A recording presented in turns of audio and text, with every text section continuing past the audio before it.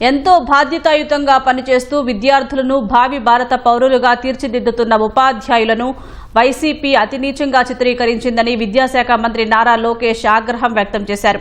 ఆంధ్రప్రదేశ్లో పనిచేస్తున్న టీచర్లు తాగి బెంచీల కింద పడుకుంటున్న రీతిలో అతి జుగుప్సకరంగా వ్యాఖ్యానం కలిపి తన ఫేక్ హ్యాండిల్లో ఒక ఫోటోను వైసీపీ షేర్ చేసిందని ధ్వజమెత్తారు. ఎక్కడో పక్క రాష్ట్రంలో ఏదో ఒక సందర్భంలో బయటకు వచ్చిన ఫోటోను ఆంధ్రప్రదేశ్లో జరిగినట్లు చెప్పడం, దానిపై దారుణంగా వ్యాఖ్యానించడం క్షమించరాని నేరమని మండిపడ్డారు. ఇలాంటి నేరాలను ఇప్పటికే చాలాసార్లు వైసీపీ చేసిందని, విద్య నేర్పే గురువుల పట్ల కూడా అతి నీచంగా వ్యవహరించిన నీతి బాహ్యమైన చర్యల్లో ఆ పార్టీ మరో మెట్టు కిందికి దిగజారిందని దుయ్యబట్టారు. ఉపాధ్యాయుల ఆత్మస్థైర్యాన్ని దెబ్బతీసే విధంగా ప్రవర్తిస్తున్న వైసీపీ చర్యల్ని తీవ్రంగా ఖండిస్తున్నట్లు లోకేష్ తెలిపారు.